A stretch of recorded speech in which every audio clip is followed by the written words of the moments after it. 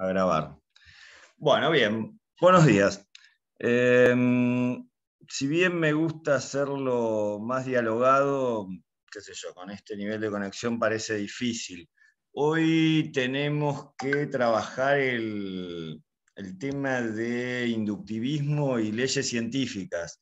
¿Cómo vienen? ¿Han leído algo? ¿Vieron alguno de los videos que tenemos colgados?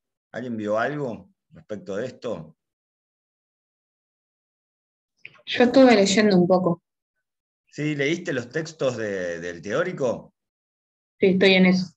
¿Leíste el texto de Lorenzano, el de leyes? No, ese ¿No lo todavía no. leíste? ¿Alguien leyó ese texto?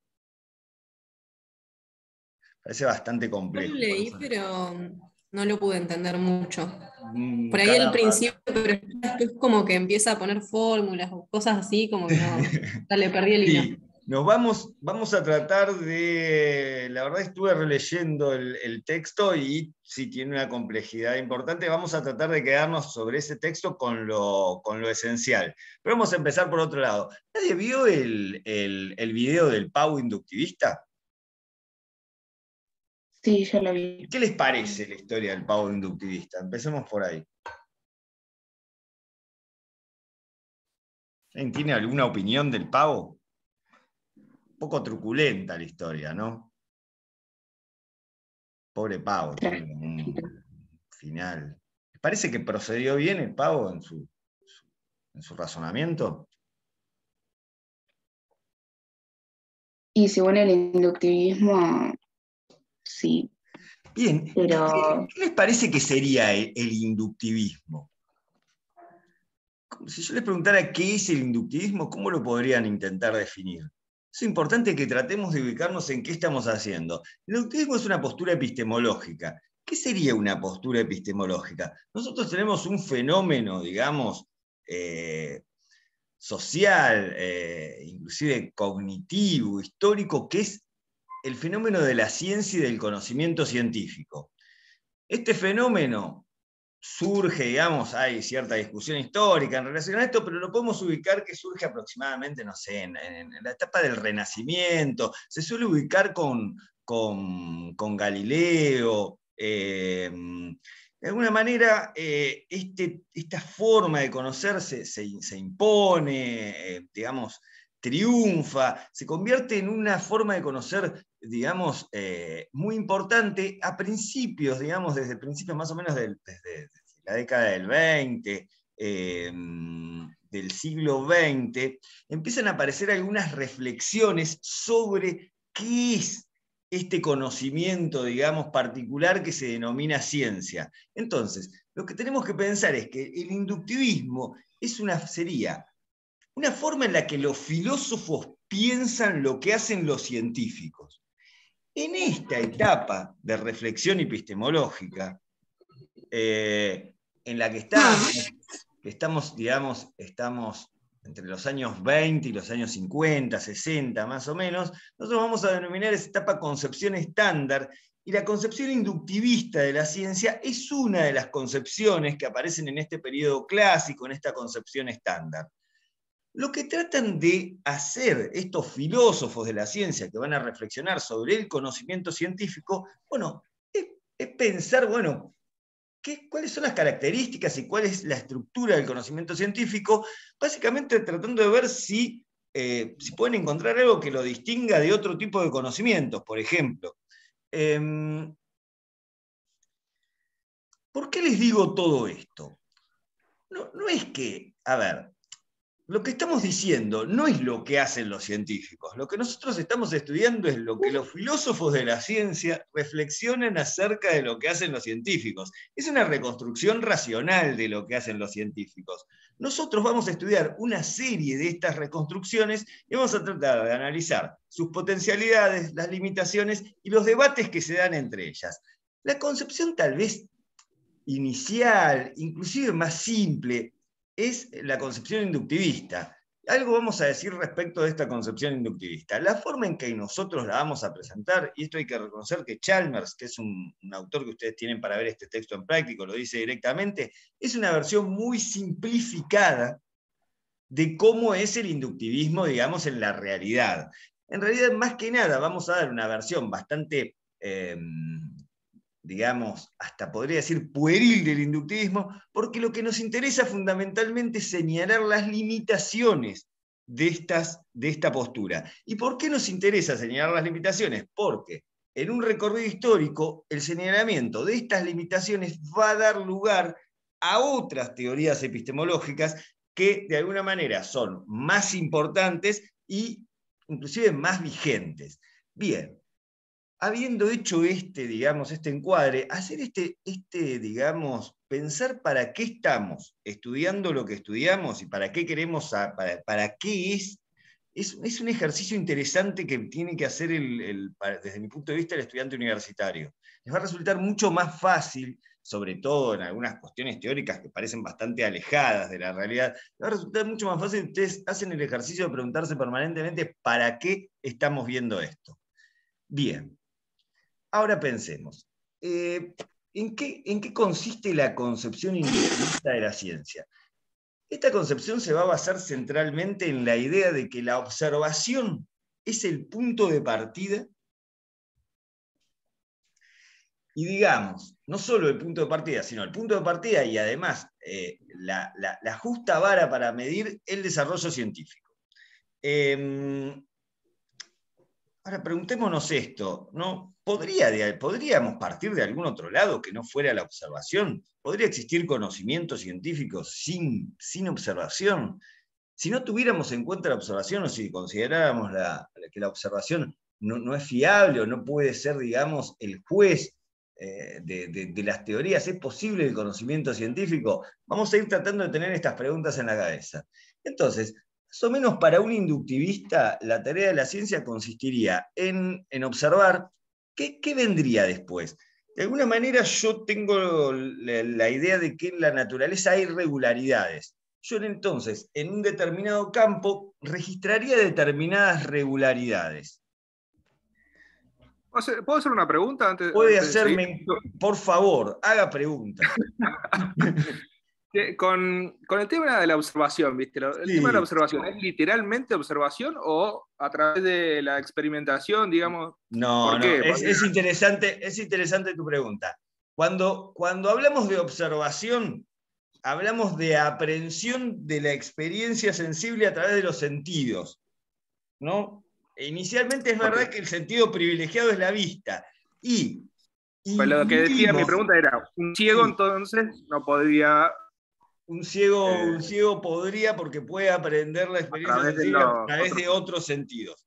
Y otra cuestión, vos mencionaste la experimentación. Habitualmente se distingue observación de experimentación porque en realidad observación es cuando yo meramente observo el fenómeno que voy a investigar sin intervenir, y experimentación es cuando yo lo provoco. Acá cuando hablamos de observar estamos hablando en términos muy generales, no estamos haciendo esta distinción, estamos hablando de aprender la experiencia a partir de los sentidos. Porque una de las características, sí, de la ciencia, que la diferencia de otro tipo de conocimientos es que es la experiencia sensible la que nos brinda conocimiento. Para nosotros esto es evidente, pero ustedes piensen que, por ejemplo, yo planteo el conocimiento religioso, no es la experiencia sensible la que me brinda el conocimiento, es la revelación divina. Inclusive la experiencia sensible me puede engañar, pero la revelación divina no. Si ustedes piensan inclusive en el método de la filosofía, el método de la filosofía no plantea realmente que sea la experiencia sensible donde nosotros nos viene el conocimiento. Inclusive si ustedes piensan en la matemática y en la lógica,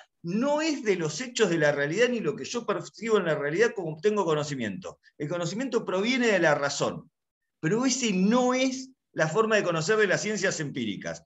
Entonces, los inductivistas van a decir que están de acuerdo, obviamente, que el conocimiento viene de la experiencia sensible, de los hechos, de eso que nosotros llamamos realidad exterior, si quieren, y que la manera de conocerlo es, primero el investigador se planta en el mundo en un determinado campo y observa. Ahí está el punto de partida. En este caso va a observar determinadas regularidades. Voy a tomar el ejemplo clásico de la epistemología, de los textos de epistemología, que son los cuervos negros. Yo me pongo a observar cuervos, observo una regularidad en la naturaleza, que es el color de los cuervos, que es que observo muchos cuervos que son negros, observo 1, 2, 10, 1000 millones, y en algún momento los observo en diferentes condiciones.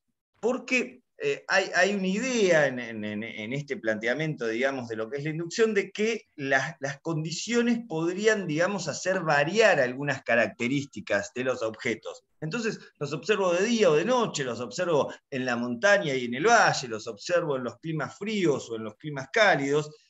Inicialmente, tal parece que los cuervos siguen siendo todos negros, y si no me encuentro ninguno blanco, entonces, según los inductivistas, estoy habilitado a concluir esta pseudo ley científica, porque no es una ley científica, sino solo un ejemplo, de que todos los cuervos son negros. Pensemos entonces, a partir de este ejemplo, cómo nos ha quedado el principio de inducción, que tanto el texto que tienen para el teórico como el texto que tienen para el práctico rescatan, digamos, la versión de Chalmers de este principio, que es, básicamente, que si en una amplia variedad de condiciones, repetidamente, un objeto A presenta en un gran número de casos la característica B, puedo concluir que todos los A son B. En este caso, si reemplazamos A y B por cuervos y por ser negros, les queda más o menos cuál es el esquema, el principio de inducción, digamos. ¿Entienden esto que dije hasta acá? ¿Me quieren hacer alguna pregunta sobre esto? Yo con el tema del inductivismo por ahí lo veo muy relacionado con la psicología psicoanalítica. ¿Por qué? ¿Puede ser?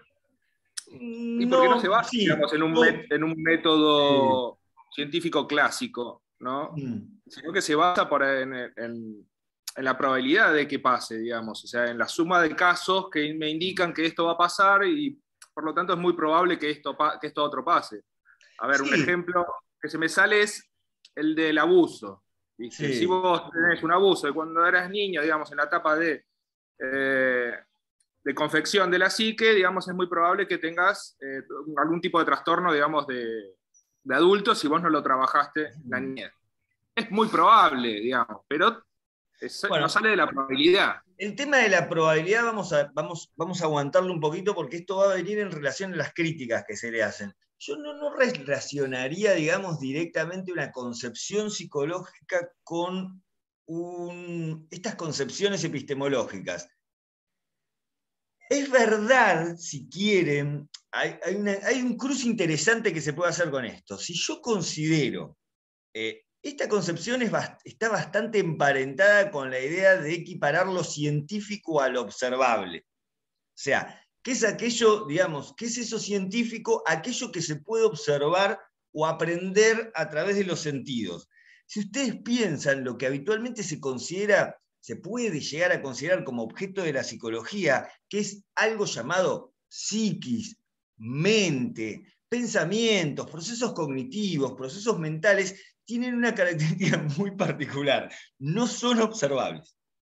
¿Ustedes alguna vez han podido observar la mente o los pensamientos de sus congéneres? Tal vez alguien me diga que sí y ya nos metemos en un problema. Pero bueno, voy a suponer que me van a responder que no.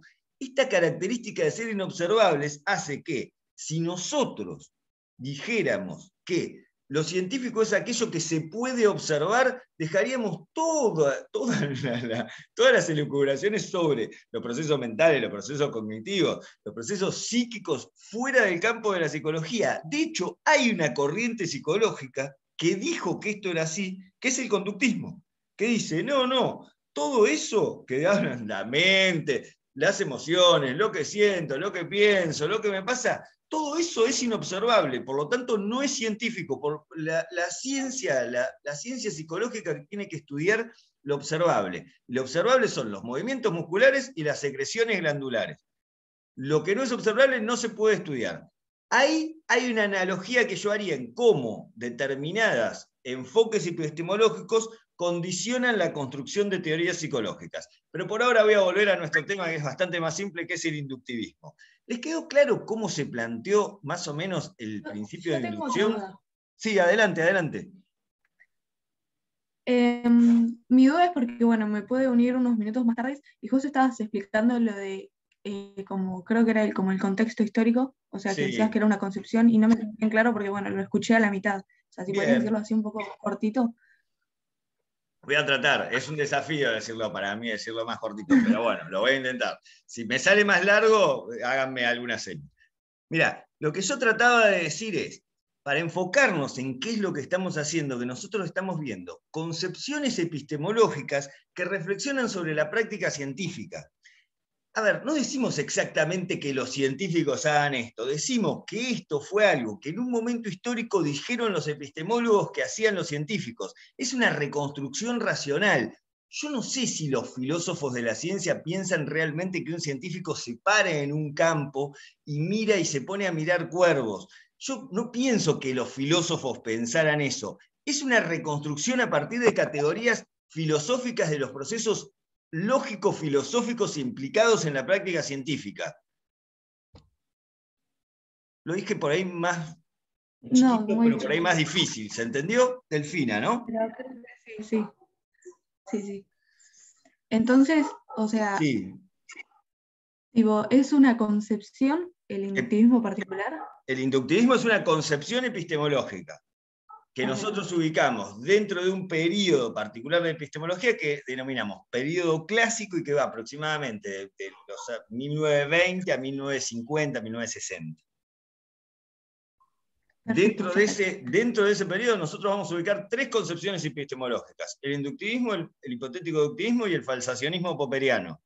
Y nos vamos a detener particularmente en el inductivismo para criticarlo, porque entendemos que tanto el hipotético deductivismo como su versión más refinada, que es el falsacionismo popperiano, van a surgir de las críticas que se le van a hacer a la inducción y fundamentalmente al principio de inducción tal y cual lo acabamos de esbozar. ¿Y cómo lo esbozamos? Lo que dijimos es que si en una amplia cantidad de condiciones se da en un gran número de casos que el objeto A posee la característica B, entonces todos los A poseen la característica B. Ese más o menos sería el principio de inducción. Si yo en una gran cantidad de casos y en una amplia variedad de condiciones detecto que todos los cuervos que observé son negros, puedo concluir que todos los cuervos son negros. ¿Les queda claro que ese es el principio de inducción y que esa es la versión sintética, esquemática y tal vez injusta históricamente que nosotros estamos dando del inductivismo? Sí, quedó claro. Me pueden decir que sí, y la verdad igual, pero no me mientan. Si no les quedó claro nada, mejor díganme y lo trato de explicar mejor. No, está bien, está buena la forma de explicar. Es más, a mí me quedó claro, creo que me quedó claro, porque por ahí me estoy confundiendo, digamos. Sí. Que el inductivismo, digamos, es una concepción de la epistemología, pero que no es que la plantean ellos, sino que plantean que los científicos lo plantean de esa manera. Plantean que los científicos hacen eso aún sin saberlo, digamos. Dicen, bueno, ¿cuáles son los procesos que están filosóficos, lógicos, que están implícitas en la actividad del científico? No es que dicen que los científicos sepan esto, que los científicos sean conscientes de razonar inductivamente, por ahí no están pensando eso. Ellos están reconstruyendo y dicen, en realidad están haciendo esto. Bien, ¿y qué es lo que están haciendo? Por ejemplo, sería la manzana de Newton, ponele. Sí. ¿No? Como método observacional, cae la manzana y si querés no fue así, pero vi que se empezaron a caer todas las manzanas. Es una historia apócrifa y en realidad para encuadrar la cuestión de Newton en la concepción inductivista se le tendrían que haber caído muchas manzanas. Digo, suponiendo que se le empezaron a caer todas las manzanas. Ahí le gustaría el ejemplo a los inductivistas. El inductivista, para que la historia de la ciencia encaje con su postura epistemológica, debería imaginarse a Newton que se le cayó primero una manzana, después se le cayó otra cosa en la cabeza y vio muchas cosas que se le caían en muchas condiciones, muchas veces, y en un momento dijo, todas las cosas caen, suponiendo que la ley de gravedad sea que todas las cosas caen, que en realidad tampoco es así. Pero bueno, igual nosotros por suerte no estamos estudiando física, y yo no sería un buen docente para enseñarles física, así que podemos tergiversar un poco los ejemplos. Bien.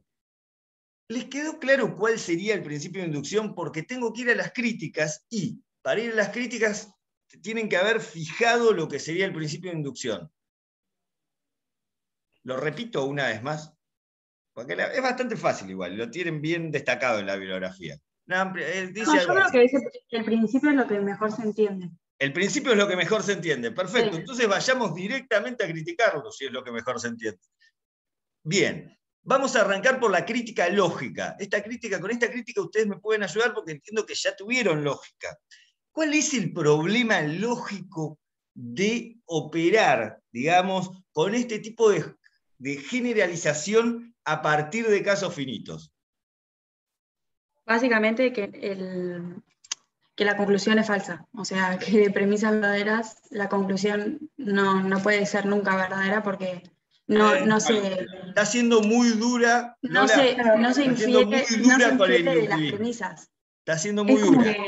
La conclusión puede ser falsa, pero no significa que sea falsa. Y escúchenme, no denosten al inductivismo porque realmente ustedes, yo pienso que todos los días utilizan la inducción y les debe funcionar bastante bien. Yo, por ejemplo, el ejemplo que yo doy siempre. Uno, no sé si ustedes... La verdad, estos ya ejemplos de modé con la pandemia, pero bueno, no sé, por ahí no vinieron nunca en colectivo a la facultad. Yo les preguntaba a los estudiantes cuando andábamos en colectivo y veníamos a las facultades, bueno, ustedes, ¿cómo saben que para el 71 en la parada del 71? Y bueno, medio porque han visto que se paran ahí y viene el colectivo.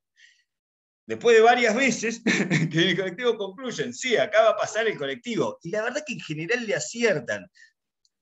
Me gustaba mucho, en algún texto aparecía que, bueno, nosotros permanentemente esperamos que el mundo se comporte de una forma regular.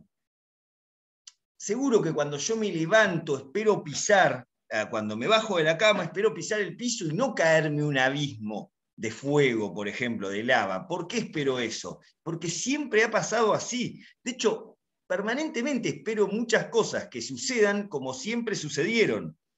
Ahora, todos sabemos que esto puede fallar, digamos.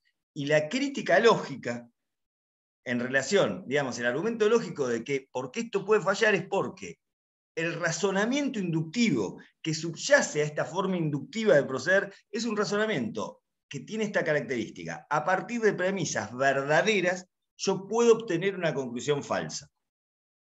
No es que necesariamente la conclusión es falsa, pero no me garantiza, digamos, esta forma de razonar, como sí me la garantiza un razonamiento deductivo válido, la forma de razonar inductiva no me garantiza que a partir de premisas verdaderas yo no puedo obtener una conclusión falsa. Y pensemos por qué.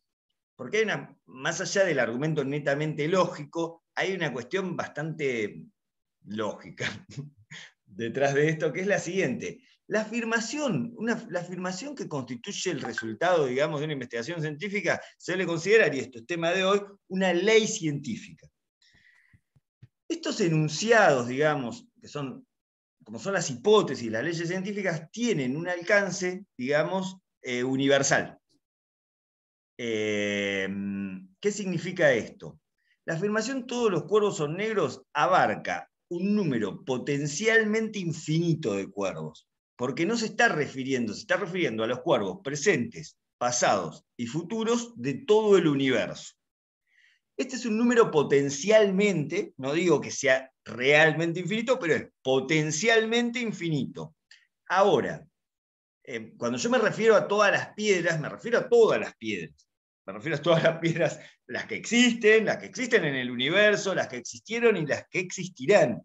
Si yo digo que los sapos, digamos, son anfibios, no me refiero a los sapos, digamos, los que están en mi barrio, me refiero a todos los sapos del universo. Yo supongo que hay sapos solo en la Tierra, pero tal vez en otro planeta haya sapos, de todos los sapos existentes. Este es un número potencialmente infinito. Las observaciones que un ser humano puede realizar no son infinitas, claramente son finitas. Caramba, yo puedo mirar muchos sapos, pero no voy a poder mirar infinitos sapos, no voy a poder mirar a todos los sapos, porque todos los sapos, en el sentido de las afirmaciones, de las hipótesis y de las leyes científicas, son un número potencialmente infinito de sapos. Entonces, yo nunca con observaciones finitas puedo justificar una afirmación que abarque un número potencialmente infinito de casos. Hasta ahí es la crítica lógica. La crítica lógica al principio de inducción, al inductivismo, es: el razonamiento inductivo no garantiza que a partir de la verdad de las premisas yo obtenga una conclusión verdadera. La puedo obtener, pero también puedo obtener una conclusión falsa. Esto es lo mismo que decir que por más cuervos negros que vea, nunca estoy seguro de que todos son negros. ¿Va bien? Sí, ahí para mí va bien. Y también eso que dijiste de que es como lo que usamos nosotros en el día a día. También Sí. eso da cuenta de que no es válido para la ciencia, digamos, si es que lo usamos para el día a día. Bueno, ahí te digo que habría como una discusión, porque si realmente la forma en la que conocen los científicos es una forma completamente diferente, o solo es una forma más rigurosa digamos, de conocer, pero que básicamente conserva algunos principios de lo que nosotros hacemos día a día, es un tema de discusión. Yo no me pronunciaría taxativamente. Yo no sé si en algunas cosas no procedemos como científicos. Pasa, por ahí no le damos sistematicidad, salvo que estemos muy locos. En general no hacemos una observación rigurosa durante un año, registrando todos los detalles, simplemente medio que miramos la parada del colectivo y vemos el colectivo pasa. Realmente no le damos rigor. Ahora, no tengo claro, yo no me pronunciaría muy taxativamente, y me parece que hay cierta discusión en el campo de la epistemología, sí. Lo que hacen los científicos es radicalmente distinto a lo que hacemos nosotros, o más bien es una cuestión de matiz. Pero bien, ese es un tema muy interesante, pero que no vamos a abordar ahora, tal vez lo abordes en algún otro momento. Es un tema que la verdad me parece que está muy bueno. Ahora vamos a seguir criticando al inductivismo. Quedó claro la primera crítica, que es la crítica lógica, es a la postura inductivista, al principio de inducción, le subyace un razonamiento que lo que se le puede criticar es, bueno, mirá, ese razonamiento no garantiza la verdad de la conclusión a partir de la verdad de las premisas. Ahora vamos a criticar otro elemento, que está emparentado con lo que yo le decía a Lola, que es que ojo que la inducción funciona. Y es verdad que la inducción funciona. Yo la verdad, vine caminando hoy a la facultad y supuse que iba a estar en el mismo lugar que estaba ayer. ¿Y por qué supuse? Porque hasta ahora los edificios no se me han ido caminando para otro lado.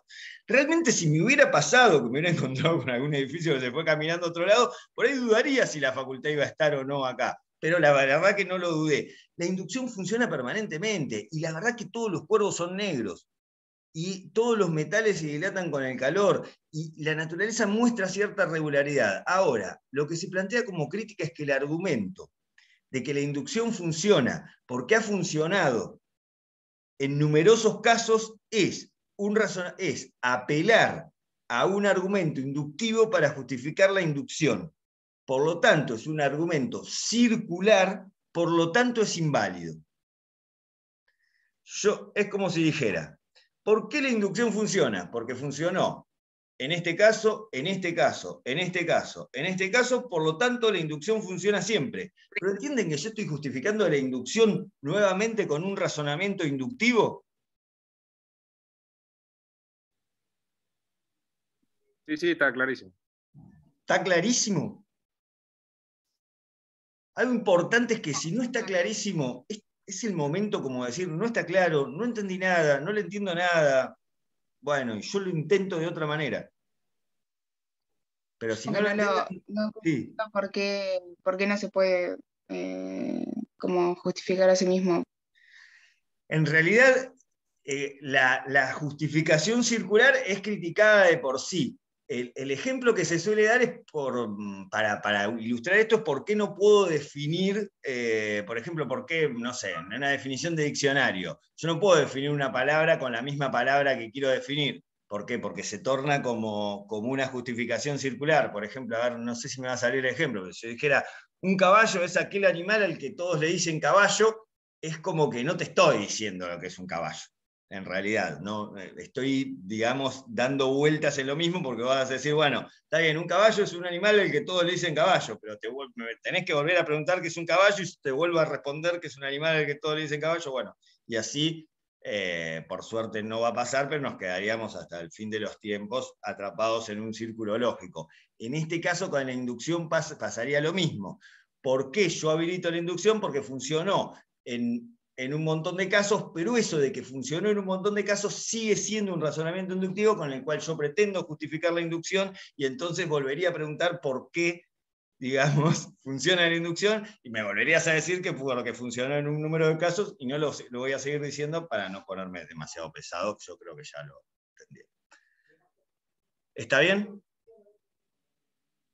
Bien, entonces Sí, hicimos 2 críticas. ¿Cuáles fueron? Hicimos la crítica La lógica lógica, La lógica y al justificar, a la justificación argumentación circular. Después vamos a criticar algunas, digamos, condiciones que también aparecen en el principio de inducción. El requerimiento de que sea un gran número de casos. Un compañero había citado la manzana de Newton. ¿Cuánto les parece que es un gran número de casos? Yo tengo un ejemplo buenísimo que los voy a sacar de esto. Me parece relativo eso. Es bastante relativo. Por ejemplo, ustedes van a buscar trabajo, ¿no? Y preguntan en un momento, dicen, ¿está todo bien? Bueno, y dicen, bueno, y el tema del sueldo, vas a ganar un gran número de plata. ¿Les convencería, digamos, eso? ¿Han dicho así? ¿O tendrían alguna objeción? ¿En relación a qué? Por ejemplo, ¿en relación a cuánto? La asignatura de epistemología general, profe, ¿con cuánto se aprueba? Se aprueba con un número suficiente de puntos. Como que no es preciso, ni claro. No es correcto, no es preciso, y cualquier persona interesada pediría precisiones. La verdad es que un gran número de casos, ¿cuántos son un gran número? 10, 1000, 1.000.000. ¿Cuánto es un gran número en relación a justificar un número infinito de casos? No lo tenemos, no aparece claro. Y además, otra cosa que suele aparecer en la bibliografía es que, bueno, es que tal vez muchas veces nosotros sacamos conclusiones y conclusiones precisas no necesitando un gran número de casos. Un ejemplo un poco truculento es que, bueno, para que los hombres, digamos, concluyeran respecto del poder destructivo de los artefactos nucleares, tal vez no fue necesario tirar 10 millas por suerte. Tal vez con una experiencia, digamos, se pueden a veces arribar a conclusiones. Otra cuestión que se señala es la cuestión de la variación de condiciones. ¿Entienden por qué el requerimiento inductivista de variar las condiciones? Estamos pensando en que la naturaleza tiene determinadas regularidades. Esto es algo interesante que aparece en el texto de Lorenzano, que existen leyes naturales, que son regularidades propias de la naturaleza. Y estamos pensando que tal vez estas regularidades se produzcan en determinadas condiciones y no se produzcan en otras condiciones. De hecho, por ejemplo, no sé, ¿el agua a qué temperatura hierve? A los 100 grados. 99. Correcto. 100. Sí, ¿siempre hierve a los 100 grados? Dicen que no. Depende de la presión atmosférica. Correcto, dicen, yo no he tenido la posibilidad de comprobarlo, que dicen que el agua con diferente presión atmosférica hierve a distintas temperaturas. Yo la verdad es que no sé, no he subido muchas montañas y cuando he subido algunas no le he puesto un termómetro al agua. Entonces, por ahí, si yo quisiera concluir que el agua hierve siempre a los 100 grados, sería lógico que varíe esa condición, por ejemplo. Porque por ahí no hierve siempre a los 100 grados. ¿No les parece razonable eso? ¿Qué otra condición variarían para concluir que el agua hierve siempre a los 100 grados? El tema que es hasta qué punto son relevantes y hasta qué punto no. O sea, por ejemplo, eso porque se pueden variar un montón de cosas, pero el tema que por ahí... ¿Te parece no relevante importa. que el investigador que mide el agua tenga bigote o no? Claramente no. Claramente no. ¿Te parecería relevante la temperatura ambiental? Sí. Sí. el material en el que hiervo el agua. También. Por ejemplo, y si es año bisiesto o no, cuando hago la prueba. No. Bien. Ahora, ¿por qué? Situaciones comunes. ¿Por qué para una ¿Por qué? ¿Por qué a Lola en este caso? Pero yo pienso que todos habrán hecho más o menos los mismos pensamientos. ¿Por qué considera que algunas condiciones es relevante variarlas y otras no? ¿De dónde surge esa idea? Que seguramente todos hayan tenido. Ahí está el problema que dice que, o sea, eso tiene que haber venido de otra teoría, porque si lo sabe, vino de otra cosa, no lo puede saber de alguien que no sabe nada. El inductivismo está planteando que la ciencia proviene de la observación pura, digamos, ¿no? Que no hay teoría previa. Ahora, acá se argumentó que determinadas condiciones son relevantes y otras no son relevantes porque hay un conocimiento previo, y a ese conocimiento le podríamos llamar teoría previa, sobre el fenómeno que vamos a estudiar.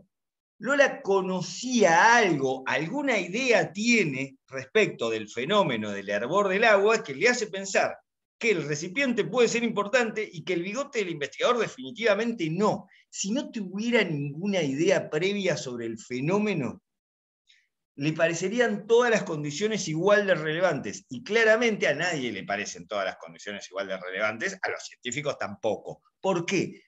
Porque poseen conocimiento previo respecto del fenómeno que van a estudiar, y ese conocimiento guía su observación. Ahora, esto no es lo que dicen los inductivistas. Los inductivistas dicen que no hay conocimiento previo, que no hay teoría previa, porque el proceso de construcción de teorías arranca con la observación.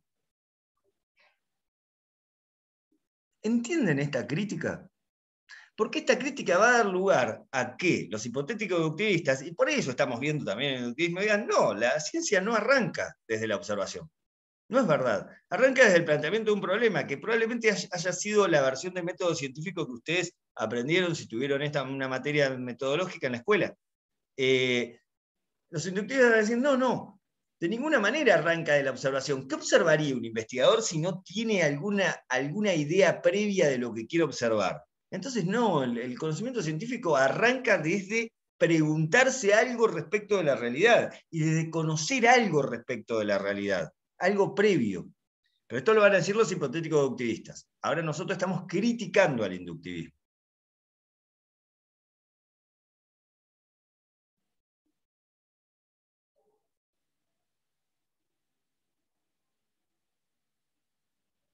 Bien, ¿estamos bien con esto? ¿Tienen alguna pregunta hasta acá? Hay una última cuestión crítica que aparece en los textos, que es la cuestión de lo que se denomina la retirada a la probabilidad de los inductivistas.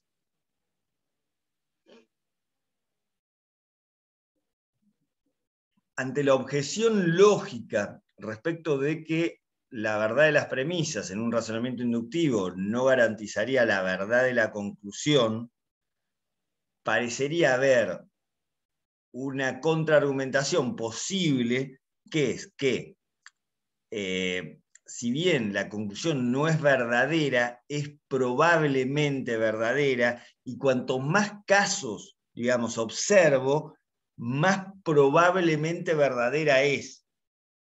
La versión, digamos, traducida sería, bueno, es verdad, por más cuervos negros que observe, no estoy seguro que todos son negros. Sin embargo, es más probable que todos sean negros. Algo de esto decía Benjamín hace un rato. ¿Entienden esto? Y parece bastante lógico. Bueno, sí, cuanto más cuervos negros observo y más cuervos negros, más probable es que todos sean negros. Sin embargo, lo que se plantea a la hora de criticar este posicionamiento inductivista es que algo así, lo que se plantea es una objeción matemática, que al ser el número, digamos, de casos totales potencialmente infinito o infinito, la probabilidad sacada por un cociente, por un número infinito, siempre sería 0. La versión, digamos, más llana para explicar esto es, ¿cuánto más cerca estoy del infinito? Por más casos que mire. En realidad siempre estoy igual de infinitamente lejos del número de casos. ¿Entienden esto? Si quieren me pongo poético y les digo, ¿cuánto más cerca están caminando hacia el horizonte? ¿Cuánto más cerca están del horizonte? En realidad, pareciera que siempre están igual de lejos del horizonte. De la misma manera es que por más casos singulares que acumulemos, siempre estamos igual de lejos de un número infinito de casos. Por lo tanto... A no ser que la Tierra sea plana. ¿Cómo? A no ser que la Tierra sea plana. Es verdad, a no ser que la Tierra sea plana, pero es una hipótesis que yo en lo personal no estoy manejando una Tierra esférica y a la cual nunca llegarían caminando hacia el horizonte. Si alguno es muy inductivista, puede probar y para mí va a estar un largo tiempo caminando. Pero bueno, no sé, cualquier cosa vuelva y cuéntenos si descubre alguna otra cosa. Bien. ¿Estamos bien con esto? ¿Tienen alguna Entonces, duda? Sí. es como que siempre estamos igual de lejos de llegar al número infinito de casos, digamos. Exactamente, igual. La versión más académica, esa es una versión un tanto más poética, la versión más académica es la versión que dice que, digamos, la probabilidad matemática, al ser el resultado de un cociente en relación a un valor infinito, siempre sería, la probabilidad matemática sería 0. Por lo tanto, no es aceptable el argumento, este argumento de retirada de la probabilidad.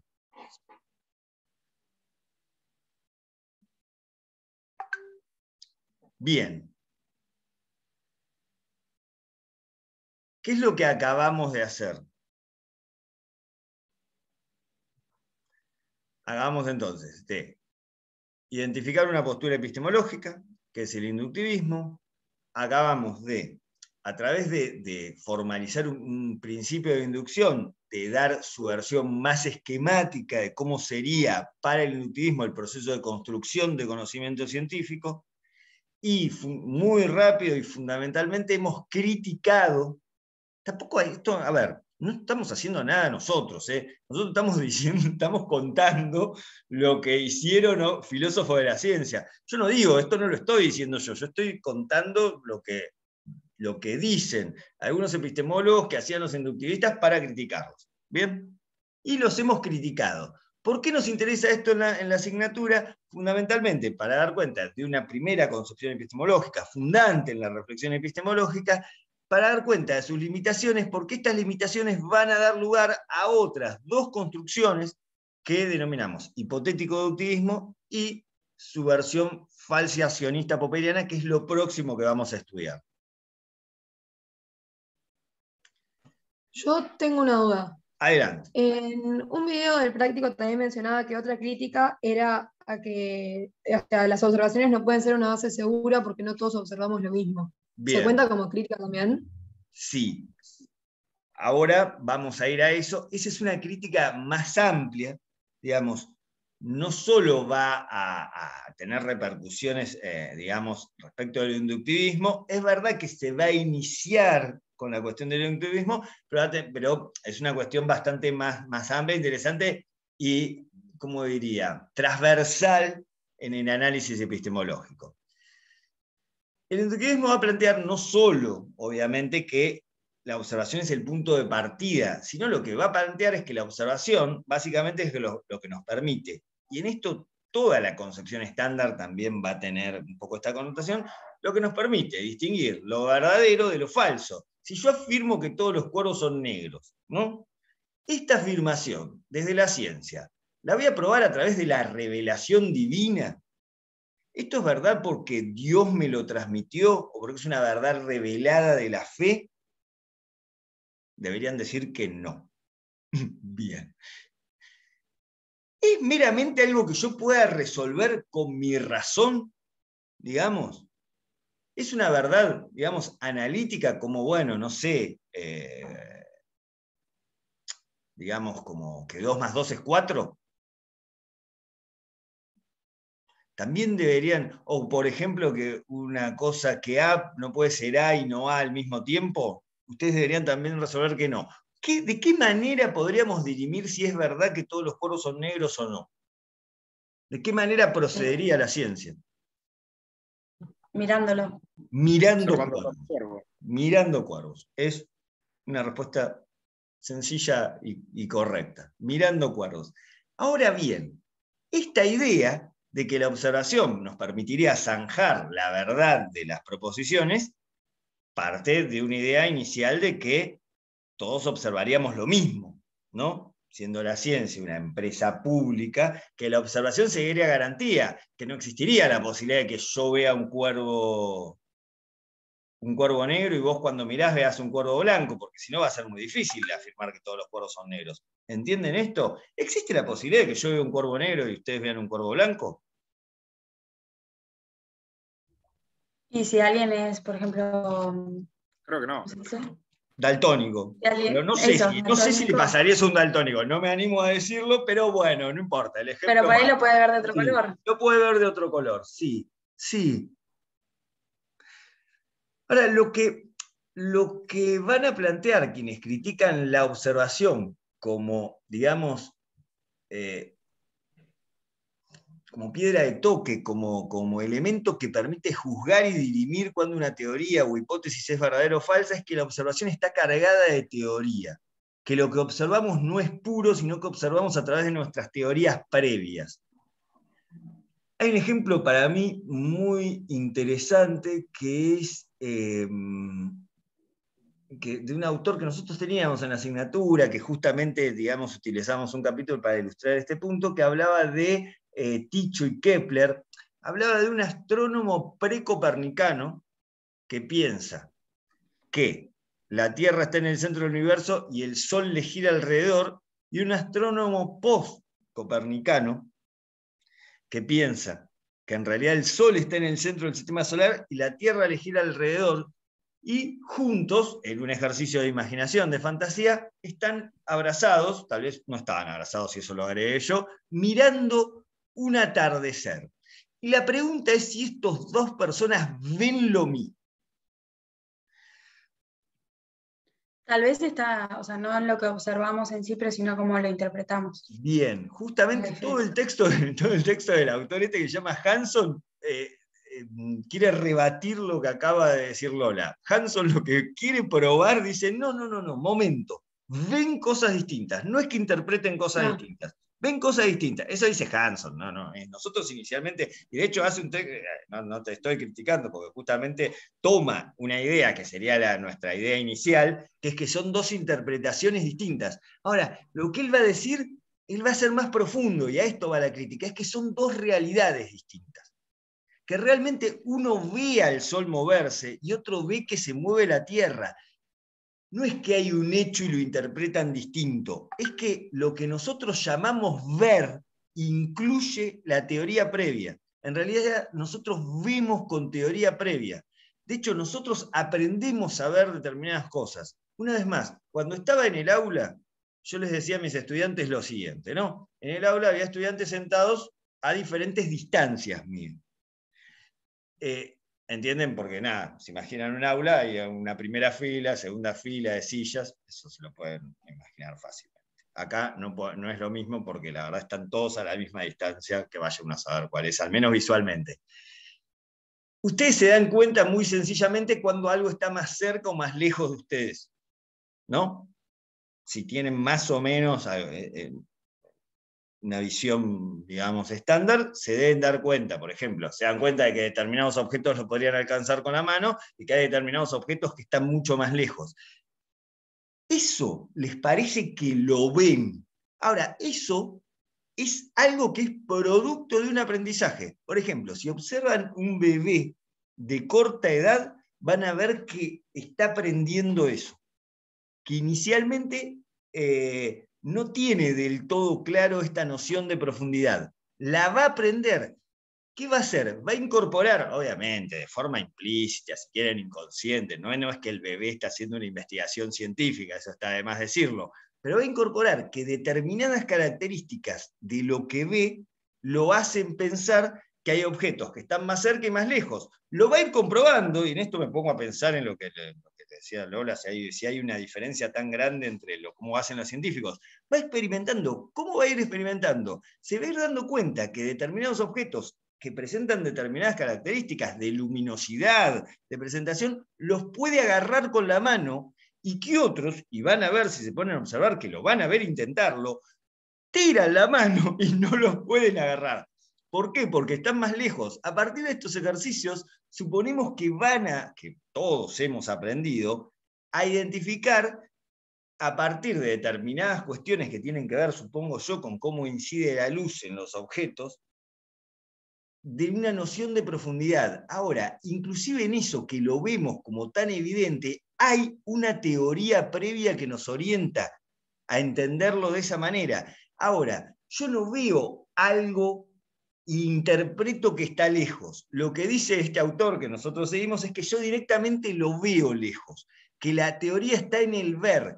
Y lo que va a decir es que tal vez los dos astrónomos que ven el atardecer tengan la misma impresión, digamos, tengan la misma excitación fotoquímica en la retina.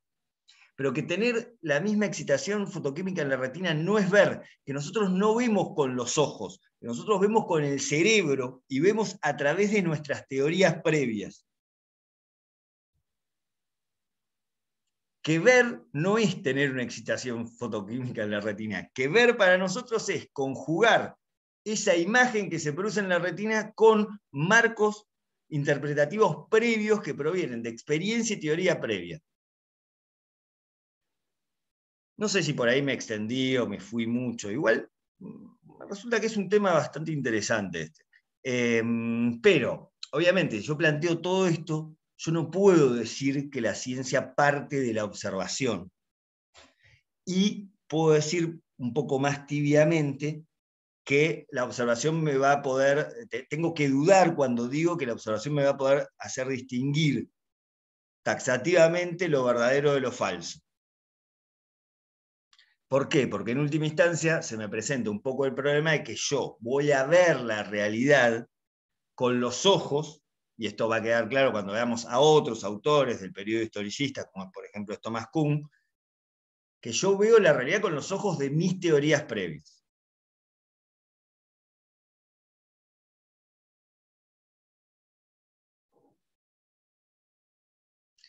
Bien, ¿alguna duda más, alguna pregunta sobre esto?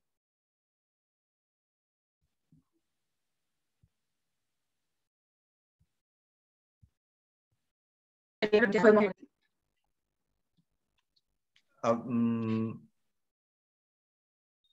colgó, puede ser? Sí, un poco. Ahí yo los... Desapareció. Ahí volví. Siguen estando... Seguimos dando la clase ahora.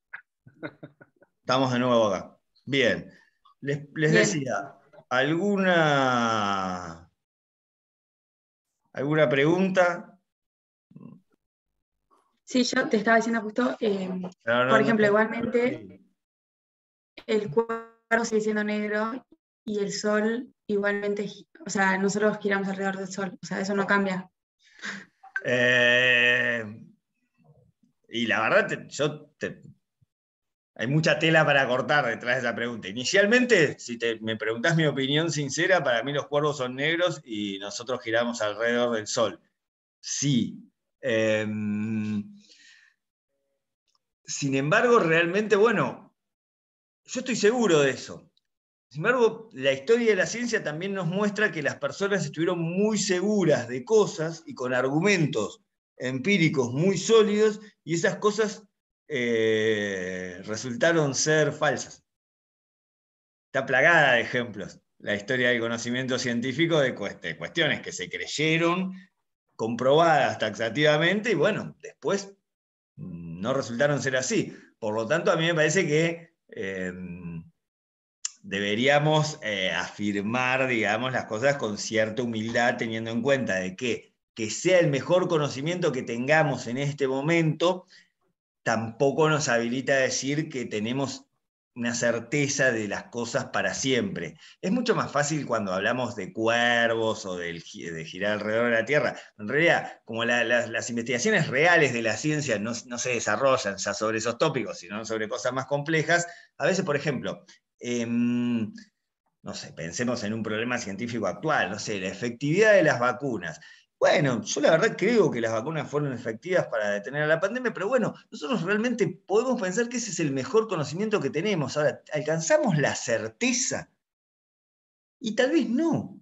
¿Existe la posibilidad de que algo de lo que conocemos como seguro aparezca nueva evidencia? Y sí. ¿Y por qué? Y porque afirmamos cuestiones, porque la ciencia tiene, en última instancia, más allá de los métodos, realiza afirmaciones universales, y nuestra capacidad humana de observar, que es como nosotros fundamentamos esas afirmaciones, es humana, por lo tanto finita. O sea, nuestras pretensiones son infinitas, pero nuestras posibilidades son finitas. Y ahí se abre un espacio para que nos equivoquemos. O sea que al final nada es certero en realidad. No quiero a pesar jugarme, de que se use no quiero cualquier jugarme método. a ese zócalo, digamos. Yo lo que pienso es que la ciencia nos provee del mejor, digamos, del mejor conocimiento racional, y que bien haríamos en escuchar para basar nuestras decisiones en el discurso de la ciencia que en otros discursos tal vez, sobre todo en determinadas temáticas, menos fundamentados y menos probados. Ahora, eso me parece razonable. Ahora, por otro lado, y también es una función de esta asignatura, plantear, creo que es una de las funciones principales plantear esto. Parece una locura desconfiar de la ciencia y decir que la ciencia no sirve para nada, y también parece una locura considerar que el discurso de la ciencia, que lo que dice la ciencia es palabra santa e inamovible, porque no es lo que nos enseña la historia de la ciencia y no es el verdadero espíritu científico. Justamente el espíritu científico es dudar de nuestras propias afirmaciones y permanentemente tenerlas en revisión. Bien. Creo que en los textos sí. se decía algo como el conocimiento al que se llega es, o sea, ponerle que está comprobado hasta ahora y todo eso, pero que nada te asegura que en el futuro no pueda surgir algo que te lo refute y tengas que volver a cambiar toda la hipótesis y demás para generar un conocimiento nuevo para ese momento. Exactamente, mira, es lo que aparece. Eso aparece en la historia de la ciencia aparece bastante claro que esto pasa, que bueno, que en un momento hay conocimiento probado, inclusive ustedes lo pueden ver con algunas cuestiones, la alimentación. Hay un chiste bastante interesante, la posición en la que duermen los bebés, son cuestiones bastante cotidianas, no sé si están expuestos a esto, pero por ejemplo, comer huevos. En un momento comer huevos era buenísimo, en otro momento comer huevos básicamente te daba un infarto si comías huevos, ahora volvió como a ser bueno comer huevos. Esto ha pasado, digamos, no sé, en los últimos 50 años, por ahí. La posición en la que deben dormir los bebés era de boca abajo no, de lado no, boca arriba, los hemos mareado a los bebés. En realidad va apareciendo, pero toda la historia de la ciencia está basada en esto y tiene que ver con lo que hablamos respecto de la lógica. Este hiato entre nuestra posibilidad humana de conocer, digamos, de conocer casos finitos y nuestra pretensión desde la ciencia de hacer afirmaciones que abarcan un número potencialmente infinito de casos, es en última instancia, digamos, insaldable. Nosotros acá vimos concretamente un argumento lógico que es, por más, yo utilizando el razonamiento inductivo, por más que las premisas sean verdaderas, ese tipo de razonamiento no me garantiza una conclusión verdadera. Ese es un argumento lógico, pero bueno, también si quieren ir a una cuestión más filosófico-existencial, esto tiene que ver con nuestra finitud, digamos, como seres humanos, con no somos omniscientes. Bien, ¿algo más respecto de esto? Me interesa mucho conocer lo que puedan pensar respecto de esto, porque la verdad es que el objetivo de la asignatura sería estimularlos a pensar sobre estas cosas que parecen estar pensando, lo cual me pone muy contentos. A mí me parece que la ciencia cae, cuando habla de algo absoluto o infinito, cae en una cierta arrogancia, digamos, de decir que ese pensamiento es inamovible. Sí. Inclusive si hacemos cayendo en un pensamiento, digamos, inductivo, ves que es muy probable, pero llevándonos por casos anteriores de los cuales se habló de algo absoluto, digamos, o algo infinito, tenemos un montón de casos que dicen que no es así, digamos, que es probable que se equivoque.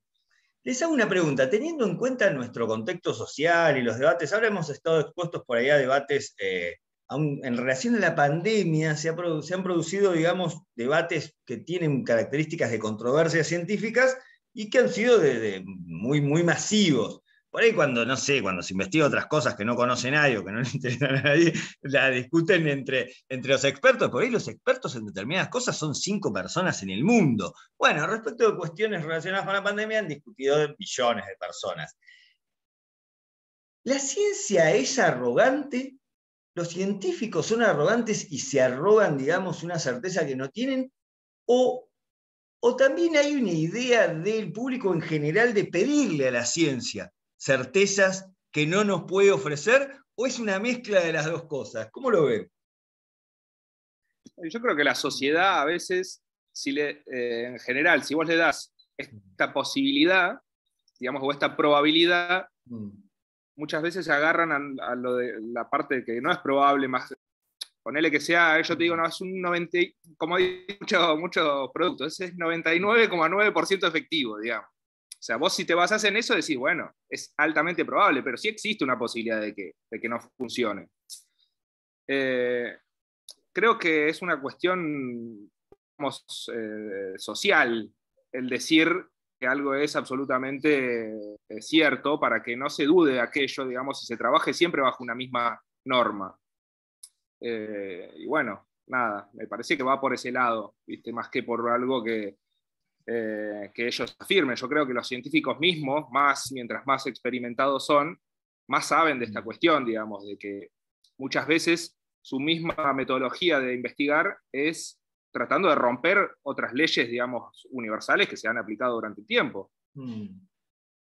A mi parecer, digamos, eso. Sí. Yo pienso que, la verdad, obviamente habrá excepciones, pero pienso que muchos científicos no tienen claro, digamos, que lo que saben, lo que transmiten, digamos, es provisorio, no es certero, y lo transmiten de esa manera, y a veces me parece que esto no es bien recibido, como, bueno, no me digas que no estás seguro, decime que estás seguro, porque en realidad por ahí nosotros necesitamos la seguridad. A veces no tengo claro que sean los científicos los que lo transmiten así, o es un poco y un poco. También hay como que nosotros queremos que nos digan que la vacuna es 100% efectiva. Por más que la ciencia no sé si puede dar ese tipo de respuestas. Bien. ¿Algo más respecto de esto, respecto del tema en sí? ¿Alguna duda conceptual, algo que hayan visto en los textos y que no entiendan?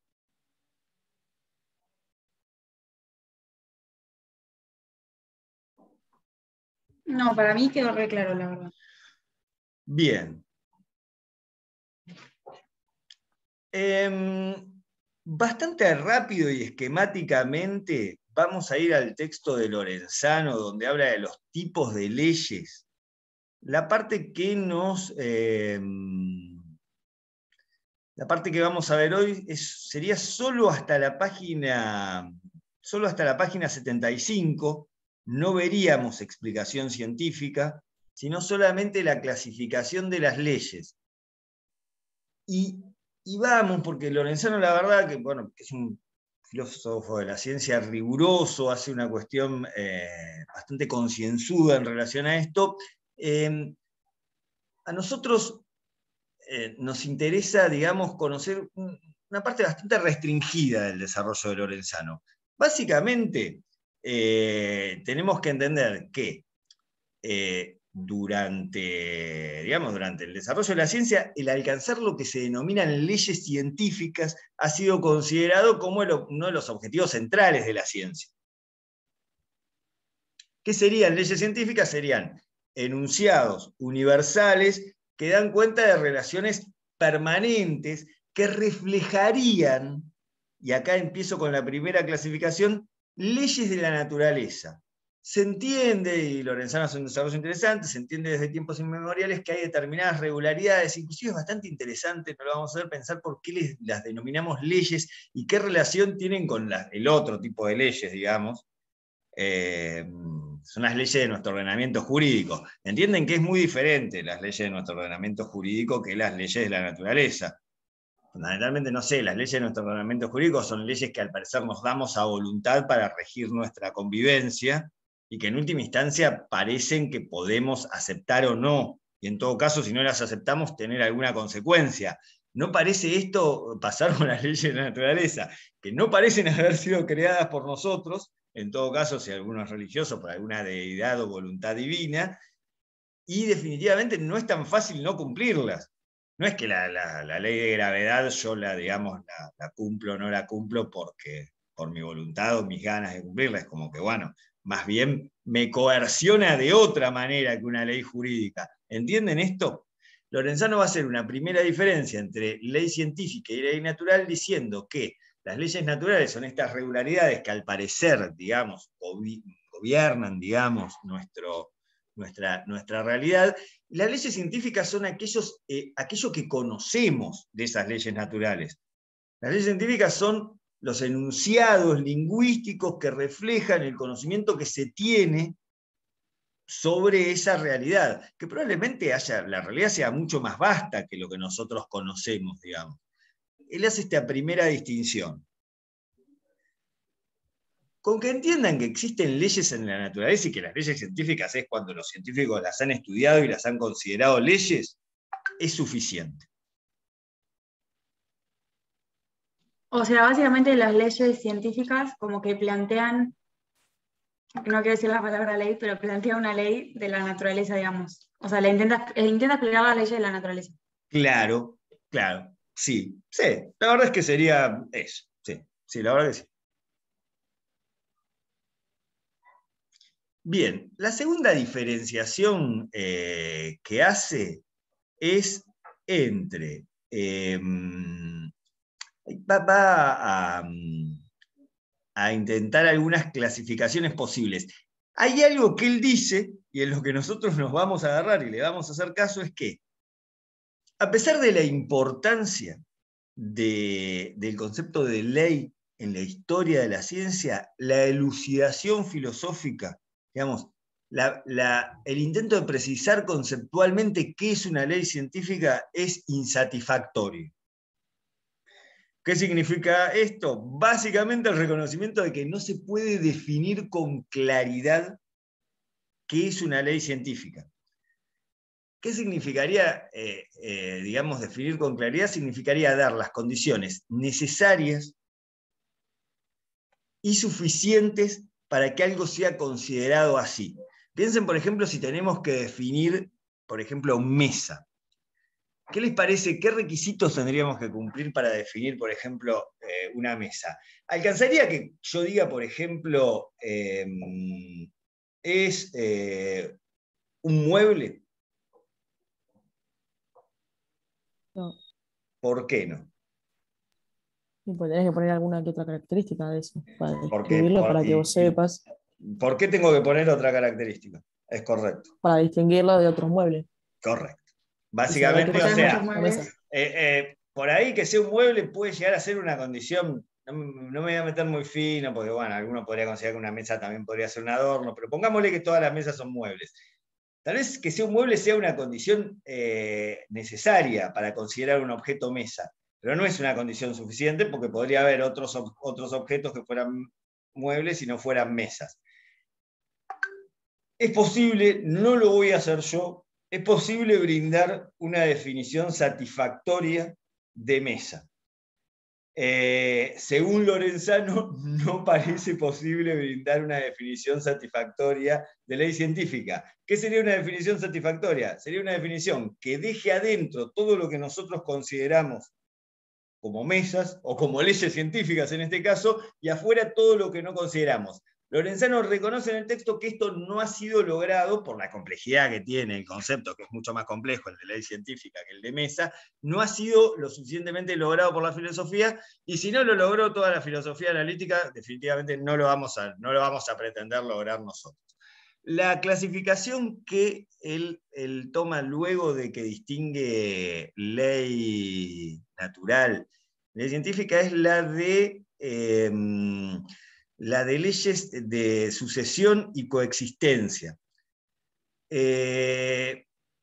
Básicamente, tengamos en cuenta lo más esquemático es, una ley de sucesión plantearía que a un estado A le sucede un estado B. Una ley plantea una cuestión diacrónica en el tiempo. Una ley de coexistencia plantea que cuando un determinado estado se produce, otro estado simultáneamente se da de otra manera. No plantea una sucesión en el tiempo, sino una coexistencia en el tiempo. Es hasta ahí. ¿Quieren hacer alguna pregunta sobre esto? Sí, no entendí. Bien. Yo la verdad es que no quiero a propósito avanzar mucho. Una cosa es que, a ver, hay fenómenos que se producen sucesivamente. Inclusive cuando se producen sucesivamente yo puedo inferir, o no, que el fenómeno, digamos, el que precede en el tiempo, causó al que sucede en el tiempo. Por ejemplo, yo la verdad es que si aprieto la perilla de luz, se prende la luz. La verdad es que la distancia temporal es muy breve, pero puedo pensar que hay una distancia temporal, que primero aprieto la perilla y después, o sea, se produce un estado A y luego se produce un estado B, que es el de que la luz se enciende. Hay una sucesión en el tiempo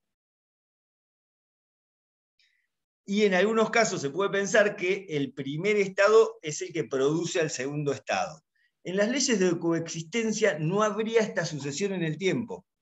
Él da un ejemplo, por ejemplo, de la relación entre, entiendo que es no me acuerdo bien cuál es el ejemplo que da de la termodinámica, entiendo que es entre la presión y la temperatura, en el cual no es que la modificación de un estado conduce a la modificación de otro estado, sino que los estados covarían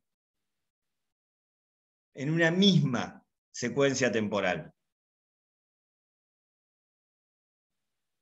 Claro, uno funcionaría en forma simultánea y en la otra, como bien dice la palabra, sucesiva en el tiempo. No le dé muchas más vueltas. Uno es, a un estado A le precede, digamos, con un intervalo de tiempo, en una línea de tiempo, un estado B, y el otro es cuando un estado A se produce un estado B coexistiendo en el tiempo, al mismo tiempo, simultáneamente. O sea, básicamente, una es insimultánea y la otra es causal. O sea, dice que hay leyes sucesivas. Sí, no necesariamente las sucesivas son causales. Podría haber sucesivas y que no se presuponga que son causales. Eso es verdad que lo plantea así. Lo que te preguntaba, digamos, sí. Son dos conceptos diferentes, digamos. En tal ocasión puede ser una ley de sucesión y en tal ocasión puede ser una ley de coexistencia, o es algo que chocan entre ellos. Es solo una clasificación posible de las leyes científicas.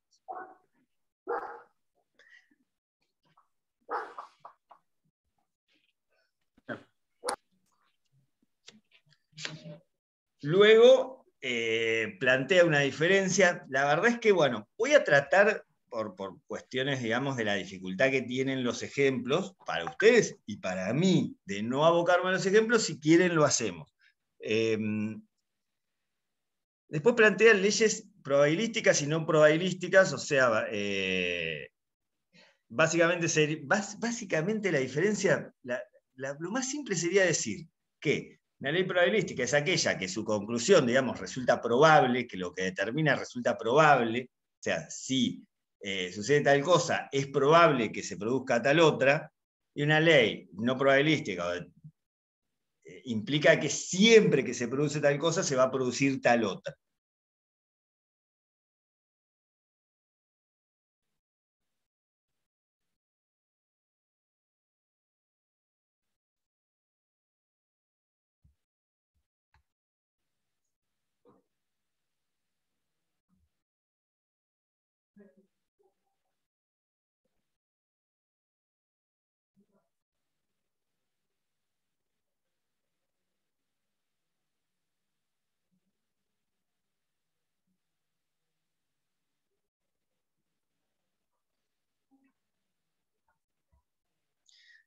Después,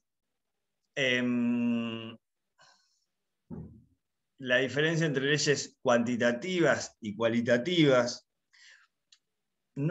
digamos, este tipo de clasificaciones la verdad son ilustrativas porque no van a tener ninguna consecuencia en nuestros desarrollos posteriores, digamos. Simplemente es para que estén ilustrados de que existen posibles clasificaciones respecto de leyes y tengan alguna noción de qué significan. Cuantitativas y cualitativas, básicamente las cualitativas expresarían alguna relación entre conceptos y las cuantitativas entre magnitudes.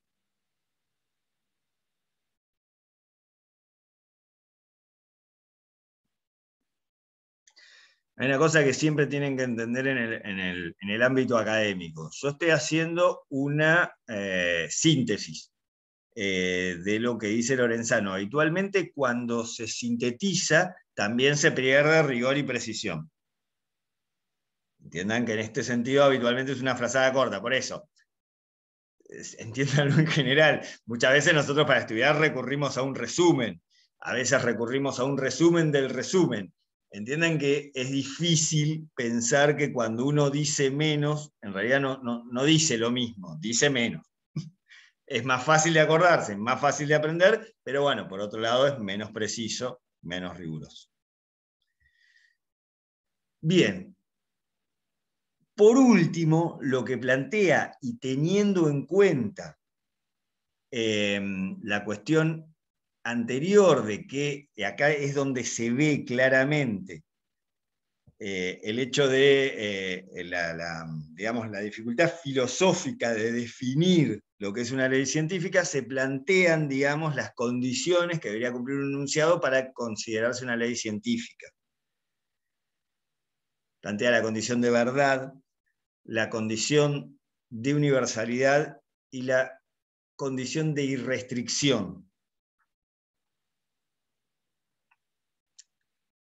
Si ustedes se lo ponen a pensar, estas tres condiciones son las que aparecen en el principio de inducción.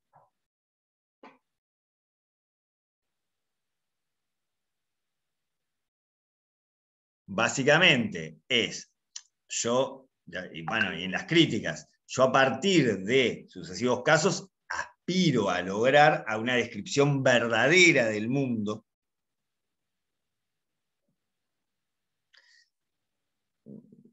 Después Lorenzano va a plantear los problemas, porque la verdad que es bastante problemático considerar, digamos, va a plantear, bueno, que inclusive también que una ley falsada puede seguirse siendo considerada una ley. Es problemático filosóficamente. Sin embargo, no me quiero adentrar en eso. Lo único que quiero decir es que, bueno, inicialmente parecerían condiciones necesarias para que nosotros consideremos un enunciado de una ley, que sea verdadero, o sea, que ofrezca una descripción adecuada del mundo, que sea universal. No podría ser una ley científica algo que diga, bueno, qué sé yo, esto es un mate.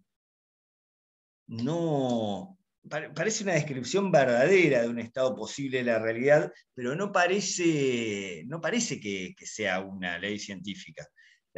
Se supone que la ley científica abarca ¿recuerdan que les hablaba de esto de los enunciados universales, de uno potencialmente infinito de casos presentes, pasados y futuros? Esa parece ser un requisito para que un enunciado se considere una ley científica. Y por último, la cuestión de irrestricción tiene bastante que ver con lo que nosotros planteamos en relación a las condiciones de la inducción.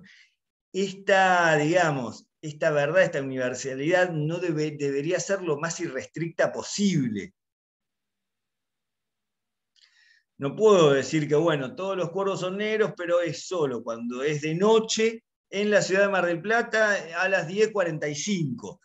En realidad, si yo acoto el universo, digamos, de esa manera, y tampoco parece estar claro que eso sea una ley científica.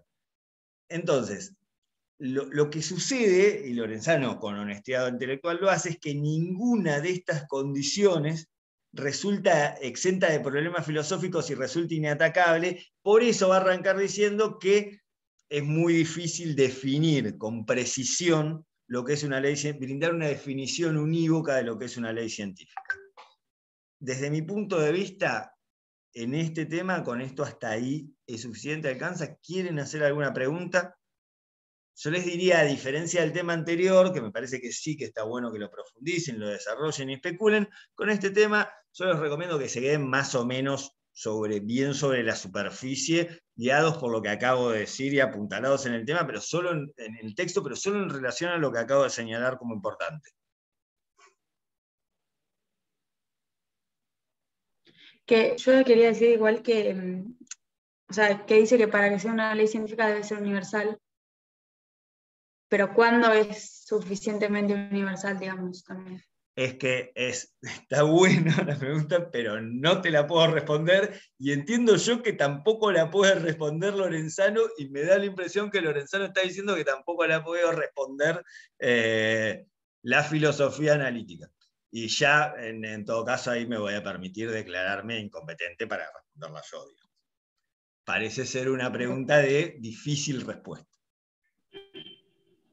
O sea, porque plantea que el inductivismo, digamos, es como inválido por eso, porque no termina siendo universal, pero al final...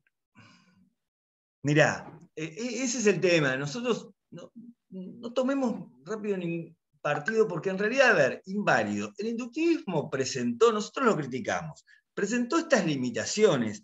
Ahora, yo no sé si tampoco lo que tenemos que concluir es que es inválido, porque ojo que detrás de las críticas que le hacemos al inductivismo hay un problema, que es un problema de mayor magnitud y que no lo va a resolver que no lo van a resolver otros métodos, digamos. Esta simetría entre que las afirmaciones de la ciencia tengan pretensiones de universalidad y nuestra finitud humana nos permite hacer observaciones finitas, no se va a resolver de ninguna manera. No es que va a venir otro método y la va a resolver. Los otros métodos van a dar respuestas filosóficas más satisfactorias, pero en última instancia, este problema que está en la base de las críticas al inductivismo parece ser un problema sin solución. Parece que la solución más bien es que seamos humildes respecto de nuestras afirmaciones. No parece que venga un método, ojo, no se queden esperando que venga un método después que resuelva esto, porque esto me parece que no tiene solución. Por lo menos, bueno, yo no se la he encontrado y estos filósofos parece que tampoco. Y capaz que a través de las computadoras se puede llegar a... Tal vez. En algún futuro dar una respuesta a esto que diga... ¿Viste? Que ante infinita variabilidad de situaciones, el resultado es infinitamente igual. Bueno, con un supuesto, como un imaginario, diría, ¿no? Tal vez. ¿Qué cambia por ahí de 50 años, 100, 200, 2000 años atrás hoy en día? Es que hoy tenemos los procesadores inteligentes, pueden procesar mucha más información. Me interesa, no me quiero remontar mucho a la ciencia ficción. Lo que pienso es que tal vez pase eso. Tal vez no sea una cosa que hagamos nosotros, tal vez la haga una inteligencia, digamos, diferente que se genere a través de esta interacción, digamos, de esto que estamos generando con las computadoras. Pero la verdad es que no lo sé. En esto los dejo especular libremente y producir sus historias de ciencia ficción. Yo tengo las mías, pero ya no forman parte del programa de la asignatura. Bueno, se podría decir que la ciencia es muy probablemente exacta, digamos, y ahí pararnos. Se podría decir que la ciencia no alcanza la certeza, pero que es el conocimiento que tiene incluido en sí mismo, digamos, los defensores de la ciencia lo que van a decir es que es el único conocimiento que tiene en sí mismo la posibilidad de autocorregirse permanentemente y que a partir de esta autocorrección permanente, lo que sí, no podemos estar seguros que lo que sabemos es verdad, sí podemos estar seguros que lo que sabemos es mejor que lo que sabíamos antes. Eso plantean los defensores, digamos, para mí más lúcidos de la ciencia. Claro, que si hubo un avance, digamos, claro, en nuestro conocimiento, es que eso, digamos, es mejor de lo que teníamos antes. Totalmente, sí. Perfecto. En eso, cuando lleguemos a la argumentación popperiana, que para mí es la más, digamos, la que mejor soluciona los problemas, el problema, digamos, filosófico de la inducción, que es este problema con el que nos enfrentamos hoy, vamos a ver que él va a plantear eso. Va a plantear que, por ejemplo, que la verdad es inalcanzable. Por esto que acabamos de plantear, que no estamos seguros nunca de lo que decimos sea verdad, que sí estamos seguros cuando falsamos, que sí estamos seguros cuando descartamos teorías, y que esa posibilidad de permanentemente intentar probar que nuestras teorías son falsas, no verdaderas, porque él dice que lo que se puede hacer es probar que son falsas, que eso le da un carácter racional a la empresa científica. Entonces, que las teorías que se mantienen, las que no hemos podido demostrar todavía que son falsas, son mejores que las anteriores y que es el mejor conocimiento que el que disponemos. Y que eso de alguna manera nos permite pensar que la ciencia es una empresa que progresa es en el sentido que estamos mejor que antes. Y lo que va a decir Popper es que únicamente tal vez es en el campo de la racionalidad científica donde se puede afirmar esto taxativamente. Tal vez sería muy difícil decir que nuestra calidad de vida es mejor que la de antes, porque a veces se torna inconmensurable esto. Lo que dice Popper es que en la ciencia sí tenemos un criterio para comprobar cuándo una teoría es mejor que otra. Hay un criterio racional y que las teorías que nosotros sostenemos actualmente son mejores que las que sosteníamos antes. Bien, ¿algo más sobre esto? ¿Alguna pregunta, alguna duda? En general, sobre la asignatura, ¿no?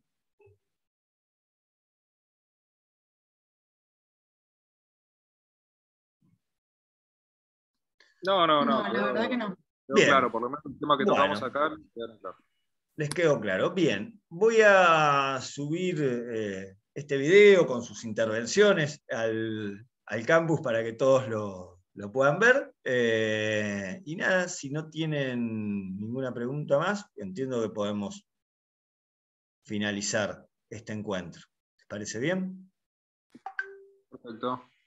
Bueno, sí, perfecto. Muchas gracias. Bueno, gracias, profe. Gracias. Buen fin de semana.